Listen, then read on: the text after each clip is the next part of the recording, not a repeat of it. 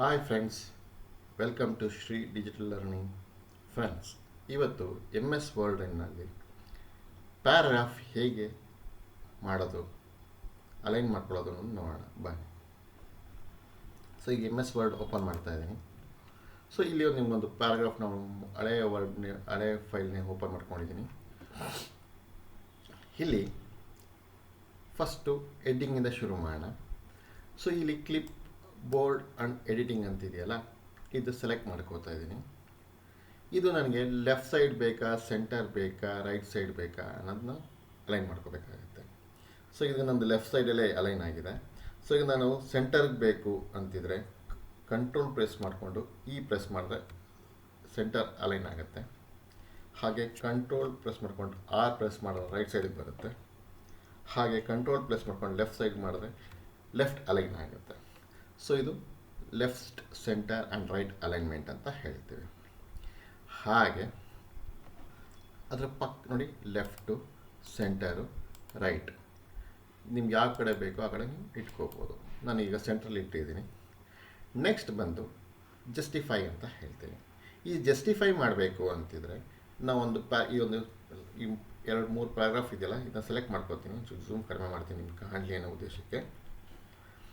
ನೋಡಿ, ಇಲ್ಲಿ ಸ್ಟ್ರೈಟಾಗಿ ಕಾಣ್ತಾ ಇದೆ ನಿಮಗೆ ಲೈನ್. ಲೆಫ್ಟ್ ಸೈಡಲ್ಲಿ ಒಂಥರ ಲೈನಲ್ಲಿ ನೀಟಾಗಿ ಕಾಣುತ್ತೆ. ಬಟ್ ಈ ಕಡೆ ನೋಡಿ ಅಪೆಸರ್ಡ್ ಆಗಿದೆ. ಸೊ ಇದನ್ನ ನಾವು ಕರೆಕ್ಟಾಗಿ ನೀಟಾಗಿ ಸ್ಟ್ರೈಟಾಗಿ ಮಾಡಬೇಕು ಅಂದರೆ ಸೆಲೆಕ್ಟ್ ಮಾಡ್ಕೊಳ್ತೀನಿ, ಜಸ್ಟಿಫೈ ಅಂತ ಕೊಡ್ತೀನಿ.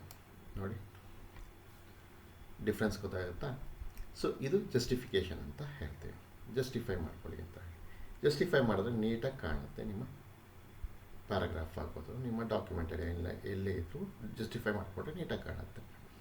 ಹಾಗೆ ನೆಕ್ಸ್ಟ್ ಬಂದು line spacing. So line spacing ಅಂದರೆ ಏನು? ಒಂದು ಲೈನಿಂದ ಮತ್ತೊಂದು ಲೈನ್ಗೆ ಸ್ಪೇಸ್ ಕೊಡತಕ್ಕಂಥದ್ದು ಕೆಲಸ ಮಾಡುತ್ತೆ. ಸೊ ಈಗ ಇಲ್ಲಿ ಲೈನ್ ಸ್ಪೇಸಿಂಗ್ ಅಂತ ಇದೆ ಇಲ್ಲಿ. ಸೊ ಇಲ್ಲಿ ಸೆಲೆಕ್ಟ್ ಮಾಡ್ಕೋತೀನಿ, ಸಿಂಗಲ್ ಲೈನ್ ಸ್ಪೇಸಿಂಗ್ ಅಂತ ಕೊಡ್ತೀನಿ. ನೋಡಿ ಎಲ್ಲ ಅಂಟ್ಕೊಂಡಂಗೆ ಕಾಣುತ್ತೆ ಅಲ್ವಾ? ಅದೇ 1.15 ಅಂತ ಕೊಡ್ತೀನಿ, ಒಂದು ಸ್ವಲ್ಪ ಬಿಡಿ ಆಗುತ್ತೆ. ಹಾಗೆ 1.5 ಅಂತ ಕೊಟ್ಟರೆ ಸ್ವಲ್ಪ ಜಾಸ್ತಿನೇ ಆಗುತ್ತೆ. ಹಂಗೆ 2. ಸೊ ನಿಮ್ಮ ಇಚ್ಛಾಶಕ್ತಿ ಹಂಗೆ ಹೇಗಿದೆ ಹಂಗೆ ಕೊಡಿ. ನನಗಿಲ್ಲಿ 1.5 ಕೊಡ್ಕೋತೀನಿ. ಇದು ಲೈನ್ ಸ್ಪೇಸಿಂಗ್ ಆಯಿತು. ಅದರ ಕೆಳಗಡೆ ಅಬ್ಸರ್ವ್ ಮಾಡಿ, ಇಲ್ಲಿ remove space before paragraph and remove space after paragraph ಅಂತ 2 ಆಪ್ಷನ್ ಕೊಟ್ಟಿದ್ದಾರೆ. ಸೊ ಹೆಸರೇ ಹೇಳುತ್ತೆ, ಬಿಫೋರ್ ಮತ್ತು ಆಫ್ಟರ್ ಪ್ಯಾರಾಗ್ರಾಫ್ ಮಧ್ಯೆ ಗ್ಯಾಪ್ ಕೊಡೋದಕ್ಕೆ ಯೂಸ್ ಮಾಡತಕ್ಕಂಥದ್ದು ಬಿಫೋರ್ ಆ್ಯಂಡ್ ಆಫ್ಟರ್ ಪ್ಯಾರಾಗ್ರಾಫ್ ಅಂತ ಹೇಳ್ತೀವಿ. ನಾನು ಮುಂಚೆನೇ ಕೊಟ್ಕೊಂಡ್ಬಿಟ್ಟಿದ್ದೆ. ಈಗ ಇದನ್ನ ರಿಮೂವ್ ಮಾಡಿ ತೋರಿಸ್ತೀನಿ ಫಸ್ಟು. ಸೊ ರಿಮೂವ್ ಅಂತ ಕೊಡ್ತೀನಿ ಫಸ್ಟ್ ಬಿಫೋರ್ ಪ್ಯಾರಾಗ್ರಾಫ್ಗೆ. ಹಾಗೆ ಆಫ್ಟರ್ ಪ್ಯಾರಾಗ್ರಾಫ್ ನೋಡಿ ಎಲ್ಲ ಸಿಂಗಲ್ ಲೈನಲ್ಲಿ ಬಂದು ಕೂತ್ಕೊಂತು. ಈಗ ಕೊಡ್ತೀನಿ, ಆ್ಯಡ್ ಮಾಡ್ತೀನಿ. ಈಗ ಆ್ಯಡ್ ಸ್ಪೇಸ್ ಬಿಫೋರ್ ಪ್ಯಾರಾಗ್ರಾಫ್ ನೋಡಿ, ಗ್ಯಾಪ್ ನೋಡಿ. ಹಾಗೆ ಆಫ್ಟರ್ ಪ್ಯಾರಾಗ್ರಾಫು ಕೊಡ್ತೀನಿ. ನೋಡಿ ಗ್ಯಾಪ್ ನೋಡಿ, ಇಲ್ಲಿಂದ ಇಲ್ಲಿಗೆ, ಇಲ್ಲಿಂದ ಇಲ್ಲಿಗೆ, ಇಲ್ಲಿಂದ ಇಲ್ಲಿಗೆ. ಸೊ ಇದು ಬಿಫೋರ್ ಆ್ಯಂಡ್ ಆಫ್ಟರ್ ಪ್ಯಾರಾಗ್ರಾಫ್ಗೆ ಕೊಡತಕ್ಕಂಥದ್ದು ಇಲ್ಲಿ ಯೂಸ್ ಮಾಡ್ತೀವಿ. ಓಕೆ, ಸೊ ಇದು ಬಿಫೋರ್ ಆ್ಯಂಡ್ ಆಫ್ಟರ್ ಪ್ಯಾರಾಗ್ರಾಫ್ ಅಂತ ಹೇಳ್ತೀವಿ. ಲೈನ್ ಸ್ಪೇಸಿಂಗಲ್ಲಿ ಬರುತ್ತೆ.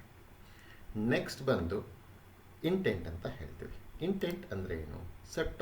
ಇಡೀ ಪ್ಯಾರಾಗ್ರಾಫ್ನೇ ಮೂವ್ ಮಾಡತಕ್ಕಂಥ ಕೆಪಾಸಿಟಿ ಇದಕ್ಕೆ, ಲೆಫ್ಟ್ ಸೈಡ್ಗೆ ಅಥವಾ ರೈಟ್ ಸೈಡ್ಗೆ. ಸೊ ಹೇಗೆ ಮೂವ್ ಮಾಡೋದು ತೋರಿಸ್ತೀನಿ ನೋಡಿ. ಸೆಲೆಕ್ಟ್ ಮಾಡ್ಕೊಳ್ತೀನಿ. So left indent or right increase indent ಅಂತ ಹೇಳ್ತೀವಿ, ಡಿಕ್ರೀಸ್ ಅಂತ ಹೇಳ್ತೀವಿ. ಸೊ ಇನ್ಕ್ರೀಸ್ ಮಾಡೋಣ ಫಸ್ಟು. ನೋಡಿ ಹೀಗೆ ಇನ್ಕ್ರೀಸ್ ಆಗ್ತಾ ಹೋಗುತ್ತೆ. ಡಿಕ್ರೀಸ್ ಅಂತ ಕೊಟ್ಟರೆ ಡಿಕ್ರೀಸ್ ಆಗ್ತಾ ಹೋಗುತ್ತೆ. ಇದು ಇಂಟೆಂಟ್ ಅಂತ ಹೇಳ್ತೀವಿ. ನೆಕ್ಸ್ಟ್ ಬರತಕ್ಕಂಥದ್ದು ಬುಲೆಟ್ಸ್ ಆ್ಯಂಡ್ ನಂಬರಿಂಗ್ ಅಂತ ಹೇಳ್ತೀವಿ. ಸೊ ಈ ಬುಲೆಟ್ಗೆ ನಾನು ಈ ಥರ ಟೈಪ್ ಮಾಡ್ಕೊಂಡಿದ್ದೀನಿ ಪ್ಯಾರಾಗ್ರಾಫಲ್ಲಿ. ಇವತ್ತೇನೇನು ಕವರ್ ಮಾಡ್ತಿದ್ದೀನಿ ಅದಷ್ಟು ಸೆಲೆಕ್ಟ್ ಮಾಡ್ಕೊಂಡಿದ್ದೀನಿ. ಸ್ವಲ್ಪ ಸ್ಪೆಲ್ಲಿಂಗ್ ಮಿಸ್ಟೇಕ್ ಇದೆ, ಅಡ್ಜಸ್ಟ್ ಮಾಡ್ಕೊಂಬಿಡಿ ದಯವಿಟ್ಟು. ಸೊ ಇಲ್ಲಿ ಪ್ಯಾರಾಗ್ರಾಫ್ನ ಸೆಲೆಕ್ಟ್ ಮಾಡ್ಕೊಂಡು ಬೋಲ್ಡ್ ಅಂತ ಕೊಡ್ತಾಯಿದ್ದೀನಿ, ಗೊತ್ತಾಗಲಿ ಅದು ಹೆಡ್ಡಿಂಗ್ ಅಂತ ಅನ್ನೋದು ಉದ್ದೇಶಕ್ಕೆ. ಈಗ ನೆಕ್ಸ್ಟು, ಈಗ ಇದು ನನಗೆ ಇದು ನೋಡಿ ಕಾಣಿಸ್ತಿರೋದು ನಿಮಗೆ ಪಾಯಿಂಟ್ ವೈಸಲ್ಲಿ ಕಾಣುತ್ತಾ? ಇದು ಅಸಹ್ಯ ಕಾಣಲ್ವಾ? ಲೈನಲ್ಲಿ ಟೈಪ್ ಮಾಡ್ದಂಗೆ ಇದೆ. ಸೊ ಇದನ್ನ ನಾವು ಪಾಯಿಂಟ್ ವೈಸ್ ಕೊಡಬೇಕು ಅಂತಂದರೆ ಈಗ ಬುಲೆಟ್ಸ್ ಅಂತ ಕೊಡ್ಬೋದು ಅಥವಾ ನಂಬರ್ಸ್ ಅಂತಲೂ ಕೊಡ್ಬೋದು. ಸೊ ಹೇಗೆ ಕೊಡೋದು? ಸೊ ಸೆಲೆಕ್ಟ್ ಮಾಡಿಕೊಂಡೆ, ಹೆಡ್ಡಿಂಗ್ ಒಂದು ಬಿಟ್ಬಿಟ್ಟು ಬುಲೆಟ್ಸ್ ಅಂತ ನೋಡಿ, ಇಲ್ಲಿ ಚಿಕ್ಕ ಚಿಕ್ಕ ಚಿಕ್ಕ ಕಾಣಿಸ್ತಿದ್ದಲ್ಲ, ಇದನ್ನ ಬುಲೆಟ್ಸ್ ಅಂತ ಕರಿತೀವಿ. ಇದು ಈ ಡ್ರೋನ್ ಆ್ಯರೋ ಕ್ಲಿಕ್ ಮಾಡ್ತು ಅಂದರೆ ಇಷ್ಟೊಂದು ಡಿಸೈನ್ಸ್ಗಳು ಬರುತ್ತೆ. ಇದನ್ನು ನಿಮ್ಗೆ ಇಷ್ಟವಾದ ಯಾವುದು ಸೆಲೆಕ್ಟ್ ಮಾಡ್ಕೊಳ್ಳಿ. ನೋಡಿ ಈ ಥರ ಬಂತು. ಈಗ ನೋಡಿ ಎಷ್ಟು ಚೆನ್ನಾಗಿ ಕಾಣ್ತಾ ಇದೆ. ಈ ಥರ ಲುಕ್ ಕೊಡೋದಕ್ಕೆ ಬುಲೆಟ್ಸ್ ಯೂಸ್ ಮಾಡ್ತೀವಿ. ಸಪೋಸ್ ಈಗ ಒಂದು ಆ್ಯಡ್ ಮಾಡೋಣ ಇದಕ್ಕೆ.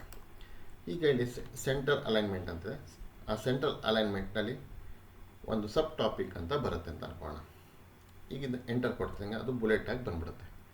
ಈಗ ನನಗೆ ಸಬ್ ಟಾಪಿಕ್ ಬೇಕು. ಎಂಟರ್ ಕೊಡ್ತಿದ್ದಂಗೆ ತಿರ್ಗಾ ಟ್ಯಾಬ್ ಪ್ರೆಸ್ ಮಾಡಿ, ಆವಾಗ ಅದು ಸಬ್ ಬುಲೆಟ್ಗಾಗುತ್ತೆ. ಆವಾಗ ಇಲ್ಲಿ ಟೈಪ್ ಮಾಡಿ ಸುಮ್ಮನೆ ಅಲೈನ್ ಅಂತ ಕೊಡ್ತೀನಿ. ಅಲೈನ್ 1, ಅಲೈನ್ 2 ಅಂತ ಕೊಡ್ತೀನಿ. ಸೊ ಇದು ಸಬ್ ಟಾಪಿಕ್ ಆಗುತ್ತೆ.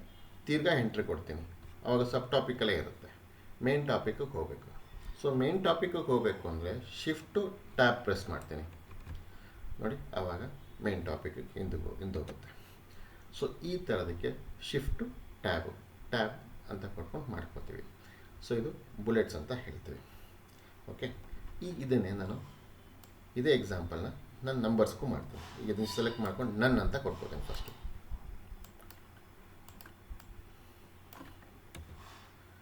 ಈಗ ನೋಡಿ ವಾಪಸ್ ಅದೇ ಥರ ಬಂತು. ಸೊ ಈಗ ಸೆಲೆಕ್ಟ್ ಮಾಡ್ಕೋತೀನಿ. ಸೆಲೆಕ್ಟ್ ಮಾಡಿಕೊಂಡು ಇಲ್ಲಿ ಬುಲೆಟ್ಸ್ ಆಗಿತ್ತು. ಈಗ ನಂಬರಿಂಗ್ ತೊಗೋತೀನಿ. ಸೊ ನಂಬರಿಂಗಲ್ಲಿ ಕ್ಲಿಕ್ ಮಾಡ್ತೀನಿ. ಸೇಮ್ ಅದೇ ಥರ ಸ್ಟೈಲ್ಗಳು ಕೇಳ್ತಾ ಇದೆ. ನಿಮ್ಗೆ ಯಾವ ಥರ ಸ್ಟೈಲ್ ಇಷ್ಟ ಆಗುತ್ತೋ ಆ ಸ್ಟೈಲಲ್ಲಿ ಸೆಲೆಕ್ಟ್ ಮಾಡ್ಕೋತೀನಿ. ABCDEF ಅಂತ ಸೆಲೆಕ್ಟ್ ಮಾಡ್ಕೊಂಡಿದ್ದೀನಿ. ಸೆಂಟರ್ ಅಲೈನ್ಮೆಂಟ್ ಅಂತ ತಿರ್ಗಿ ಅದೇ ಕ್ಲಿಕ್ ಮಾಡ್ತೀನಿ. ಸಬ್ ಟಾಪಿಕ್ಗೆ ಎಂಟರ್ ಕೊಡ್ತೀನಿ. ಈಗ ಟ್ಯಾಬ್ ಪ್ರೆಸ್ ಮಾಡ್ತೀನಿ. ಅದರಲ್ಲಿ ನಿಮಗೆ ಅಲೈನ್ 1, ಅಲೈನ್ 2 ಅಂತ ಕೊಡ್ತೀನಿ. ಎಂಟರ್ ಹೊಡಿತೀನಿ. ಶಿಫ್ಟ್ ಟ್ಯಾಬ್ ಪ್ರೆಸ್ ಮಾಡ್ತೀನಿ, ಡಿಲೀಟ್ ಮಾಡ್ಕೊತೀನಿ. ಸೊ ಇದು ನಂಬರಿಂಗಿಗೆ ಅಂತ ಹೇಳ್ತೇವೆ. ಸೊ ಈ ಥರ ನಿಮ್ಮ ನಂಬರಿಂಗಿಗೆ ಬುಲೆಟ್ಸ್ಗಳಿಗೆ ಯೂಸ್ ಮಾಡ್ಕೋಬೋದು ಫ್ರೆಂಡ್ಸ್. ಇಷ್ಟು ನಿಮಗೆ ಅರ್ಥ ಆಯಿತು ಅಂದ್ಕೋತೀನಿ. ನಿಮ್ಗೆ ಅರ್ಥ ಆಗಿದ್ದರೆ ನಮ್ಮ ಚಾನಲ್ನೆಲ್ಲ ಸಬ್ಸ್ಕ್ರೈಬ್ ಮಾಡಿ, ಲೈಕ್ ಮಾಡಿ, ಫಾಲೋ ಮಾಡಿ ಫ್ರೆಂಡ್ಸ್. Thank you.